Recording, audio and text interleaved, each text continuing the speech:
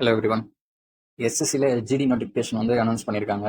So இந்த வீடியோவில் vacancy எவ்வளோ, எலிஜிபிலிட்டி என்ன, எக்ஸாம் பேட்டர்ன் எப்படி இருக்கும், இது மாதிரி விஷயத்தெல்லாம் வந்து இந்த வீடியோவில் பார்த்துருவோம். ஃபஸ்ட்டு இந்த ஜிடினா என்னன்னு தெரியாதவங்களுக்காக, ஜிடிங்கிறது ஒன்றும் இல்லை, டிஃபென்ஸ் செக்டரில் இருக்கிற பல துறைகளில் கான்ஸ்டபிள் வேலைக்கு எடுக்கிறது பேர் தான் ஜிடி, ஜென்ரல் டியூட்டி அப்படின்னு வந்து அதோட முழு விளக்கம். ஸோ சிம்பிளாக சொல்லணும்னா கான்ஸ்டபிள் வேலை. சரி, அடுத்து வந்து என்னென்ன போஸ்ட் இருக்குன்னு பார்த்தோம்னா, ஃபர்ஸ்ட் பார்டர் செக்யூரிட்டி ஃபோர்ஸு, அப்புறம் சிஐஎஸ்எஃப், சிஆர்பிஎஃப், ஐடிபிபி, எஸ்எஸ்பி இது மாதிரி துறைகளில் இருக்கிற கான்ஸ்டபிள்ஸ் வந்து எடுக்கிறாங்க. நோட்டிஃபிகேஷன் பார்த்தோம்னா 5 செப்டம்பர்லேருந்து 14 அக்டோபர் வரைக்கும் டைம் இருக்குது. ஸோ அதுக்குள்ளே நீங்கள் வந்து எப்போ வேணாலும் அப்ளை பண்ணிக்கலாம். கடைசி நாள் தான் பண்ணுவேன் அப்படின்லாம் வந்து இருக்காதீங்க, ஏன்னா சர்வர் ரொம்ப பிஸியாக இருக்கும். ஸோ இதுக்கு நடுவில் ஒரு வாரத்துக்கு முன்னாடியே பண்ணிடுங்க. கடைசி தேதி பார்த்தோம்னா 14 அக்டோபர். எக்ஸாம் எப்போ சார் இருக்குன்னா ஜனவரி டு பிப்ரவரி அந்த ரேஞ்சில் வந்து எக்ஸாம்ஸ் கண்டக்ட் பண்ண போகிறாங்க. ஸோ உங்களுக்கு சாலிடாக 5 மாதம் டைம் இருக்குது, நீங்கள் தாராளமாக படிச்சிடலாம். இன்றைக்கி தான் புள்ளியார் சொல்லி போடணும்னா கூட தாராளமாக படிக்கலாம். ஆனால் கட் ஆஃப் வந்து தமிழ்நாடு போஸ்ட்டில் வந்து கம்மியாக தான் வரும். ஸோ அதனால் நீங்கள் வந்து ஸ்டார்ட் பண்ணிடுங்க. வேக்கன்சின்னு பார்த்தோம்னா மென்னுக்கு ஒரு 35,612, ஃபீமேலுக்கு ஒரு 3,869, மொத்தமாக ஒரு 39,000 வேகன்சி, 39,481 வேகன்சி. தமிழ்நாடு வேகன்சின்னு பார்த்தோம்னா 1,176 வேகன்சி வந்து கொடுத்துருக்காங்க. எவ்வளோ சேலரி அப்படின்னு பார்த்தோம்னா ஒரு 18,000லேருந்து 57,000க்குள்ள உங்களுக்கு வந்து சேலரி வந்து கிடைக்கும். மேக்ஸிமம் 40,000 ப்ளஸ் வந்து உடனே கிடைக்க வாய்ப்பு இருக்குது. ஸோ ஒரு டீசெண்டான சேலரி. அடுத்து எலிஜிபிலிட்டின்னு பார்த்தோம்னா வயசு ஃபஸ்ட்டு வந்து 2/1/2002க்கு அப்புறம் நீங்கள் இங்கே இருக்கு பாருங்கள், 2/1/2002க்கு அப்புறம் நீங்கள் பிறந்திருக்கணும்.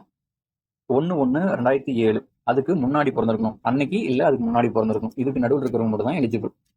அதாவது 2 ஜான்வரி 2002 டு 1 ஜான்வரி 2007. இது வந்து இதுவே நீங்கள் எஸ்சி, எஸ்டி, ஓபிசி இது மாதிரி வந்து ரிசர்வேஷன் வந்து நீங்கள் இது பண்ணோம்னா அதில் வந்து ஏஜ் ரிலாக்ஸேஷன் வந்து கொடுக்குறாங்க. எஸ்டி, எஸ்டிக்கு 5 வருஷம் வரையும் தராங்க, ஓபிசிக்கு 3 வருஷம் வரையும் தராங்க. அப்படி பார்த்தோம்னா ஓபிசியாக இருந்தீங்கன்னா நீங்கள் 2/1/99 இருந்து நீங்கள் அப்ளை பண்ணலாம். அதே மாதிரி எஸ்டியாக இருந்தீங்கன்னா 97லேருந்து அப்ளை பண்ணலாம். எஜுகேஷன் குவாலிஃபிகேஷன் பார்த்தோம்னா இதுக்கு வெறும் 10th குவாலிஃபிகேஷன் தான். சரி, செலெக்ஷன் பேட்டர்ன் எப்படி இருக்குன்னு பார்த்தோம்னா ஃபர்ஸ்ட் எக்ஸாம் முடிச்சிட்ட அப்புறம் உங்களுக்கு ஃபிசிக்கல் டெஸ்ட், அடுத்து ஹைட் அண்ட் செஸ்ட் மெஷர்மெண்ட், அடுத்து உங்களுக்கு மெடிக்கல் டெஸ்ட், 4 பேட்டர்ன். இதில் எக்ஸாம் பேட்டர்ன் பார்த்தோம்னா இது வந்து ஒரு ஆன்லைன் பேஸ்டு எக்ஸாம். ஸோ எல்லாமே வந்து ஆன்லைனில் தான், சிஸ்டத்தில் தான். இதில் வந்து ரீசனிங் வந்து 20 கொஸ்டின் 40 மார்க்கு. ஜிகே பார்த்தீங்கன்னா 20 கொஸ்டின் 40 மார்க். ஜிகேனா அதான் history, polity, economics, current events அதெல்லாம் வரதான் ஜிகே. மேக்ஸ்ன்னு பார்த்தீங்கன்னா ரொம்ப சிம்பிளாக தான் இருக்கும். இதுவும் 20 கொஸ்டின் 40 மார்க்கு. இங்கிலீஷ் வந்து 20 கொஸ்டின், ஸ்டாண்டர்ட் நேம்ஸ் அது மாதிரியான இங்கிலீஷ்லாம் வந்து ஒரு 20 கொஸ்டின் 40 மார்க், மொத்தமாக 160 மார்க்கு. நீங்கள் ஒரு சரி கட் ஆஃப் பின்னாடி பார்ப்போம். மொத்தமாக 160 மார்க். இதில் வந்து நெகட்டிவ் மார்க் இருக்கான்னு கேட்டால் இருக்குது, 0.25 நெகட்டிவ். அதாவது ஒரு கொஸ்டின் தப்பு பண்ணிங்கன்னா உங்களுக்கு 1/4 மார்க் வந்து போகுது. எக்ஸாம்ஸ் வந்து இங்கிலீஷ் மட்டுமான்னு கேட்டால் கிடையாது, தமிழ்லையும் எழுதலாம். 13 லாங்குவேஜஸில் நீங்கள் எது வேணாலும் வந்து எழுதிக்கலாம். அப்புறம் இன்னொன்று என்னன்னா, இது எக்ஸாமோடைய டைம் பார்த்தோம்னா வெறும் 1 மணி நேரம் தான். 80 கொஸ்டினா நீங்கள் 60 நிமிஷத்தில் வந்து முடிக்கணும். ஸோ இது கொஞ்சம் நீங்கள் ப்ராக்டிஸ் பண்ண தான் வரும். அடுத்து physical efficiency test. Physical test நம்ம எஸ்ஐ கான்ஸ்டபிள் மாதிரி கயிறு ஏறு, தாவி குதி, குரங்குபல்ட்டி அடிலாம் எதுவும் கிடையாது. இல்லை ஒன்றே ஒன்று 24 நிமிஷத்தில் 5 கிலோமீட்டர் வந்து ஓடினா நம்ம பாஸ். ஃபீமேலாக இருந்தோம்னா 1.6 கிலோமீட்டர் 8.5 நிமிஷத்தில் வந்து நீங்கள் ஓடினீங்கன்னா நீங்கள் கிளியர், அவ்வளோதான். ஃபிசிக்கல் ஸ்டாண்டர்ட் டெஸ்ட்டில் பார்த்தீங்கன்னா செஸ்ட் எவ்வளோ இருக்குன்னா 80 சென்டிமீட்டர் இருக்கணும். எக்ஸ்பெண்ட் ஆகுச்சுன்னா 5 சென்டிமீட்டர் வந்து எக்ஸ்பெண்ட் ஆகணும். அது சப்போஸ் செஸ்ட் இல்லை அப்படின்ற ஆட்கள் வந்து தினமும் புஷ்அப்ஸ் போடுங்க, அப்புறம் பெஞ்ச் ப்ரெஸ் இது மாதிரி எக்ஸசைஸ்லாம் பண்ணுங்கள், ஆட்டோமேட்டிக்காக செஸ்ட் வந்து ஏறிடும். அடுத்து ஹைட்டுன்னு பார்த்தோம்னா மேலாக இருந்தீங்கன்னா 170 சென்டிமீட்டரும், ஃபீமேலாக இருந்தீங்கன்னா 157 சென்டிமீட்டரும் தேவை. அடுத்து இதில் முக்கியமாக பார்க்கணுன்னா எக்ஸாம்ஸ் தமிழில் தான். ஸோ கண்டிப்பாக இது ஒரு ஆடட் அட்வான்டேஜ், நம்ம வந்து ஈஸியாக வந்து கிளியர் பண்ணலாம் தமிழ் மீடியம் ஸ்டூடெண்ட்ஸும். இன்னொன்று என்னன்னா, என்சிசி சர்டிஃபிகேட் வச்சிருந்தீங்கன்னா, நீங்கள் சி சர்டிஃபிகேட் வச்சிருந்தீங்கன்னா உங்களுக்கு அந்த 160 மார்க்லேருந்து 5% வந்து போனஸ் மார்க்காக தராங்க. பி சர்டிஃபிகேட்டுக்கு 3%, ஏ சர்டிஃபிகேட்டுக்கு 2% வந்து தராங்க. சரி, அடுத்து வந்து இதில் கட் ஆஃப்னு பார்த்தோம்னா போன டைம் வந்து 153 மென்ஸ் கட் ஆஃப் வந்து வந்துச்சு. ஃபீமேல் கட் ஆஃப் வந்து 146. ஸோ இது வந்து ஜென்ரலுக்கு சொல்கிறேன்.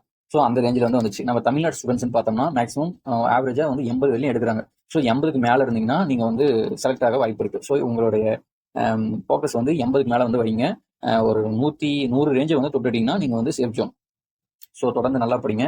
அண்டு இதை வந்து இந்த எக்ஸாம்ஸ் வந்து ஒர்த்தா சார் எழுதலாமா அப்படின்னு கேட்டிங்கன்னா, இப்போது உங்களுக்கு ப்ரெஷர், ஃபேமிலி ப்ரெஷரு, வேலைக்கு போகே ஆகணும் அப்படின்ற ஆட்கள் வந்து நீங்கள் தாராளமாக இந்த எக்ஸாம்ஸ் எழுதலாம். யாராக இருந்தாலும் எழுதுங்க, தப்பு இல்லை. சொல்கிறேன். இதுவே வந்து இல்லை சார் எனக்கு டைம் இருக்குது, நான் மேற்கொண்டு பெரிய போஸ்ட்டுக்கு போகணும்னு ஆசைப்பட்றேன்னு நினைக்கிறவங்க இதுக்கப்புறம் சிபிஓ எக்ஸாம்ஸ்லாம் கால்ஃபர் பண்ணுவாங்க. அது வந்து சப் இன்ஸ்பெக்டர் ரேஞ்சு. ஸோ அதுக்கு நீங்கள் கூட போட்டி போட்டு தாராளமாக வந்து எழுதலாம். இல்லை சார் இப்போ ப்ரெஷருன்ற ஆட்கள் வந்து கன்ஃபார்ம் எழுதுங்க. நல்ல சேலரி தான். ஸோ நிறைய சலுகை இருக்கும். சென்ட்ரல் கவர்மெண்ட் கான்ஸ்டபிள்னா நிறைய சலுகைலாம் வந்து இருக்குது. ஸோ நல்லா படிங்க.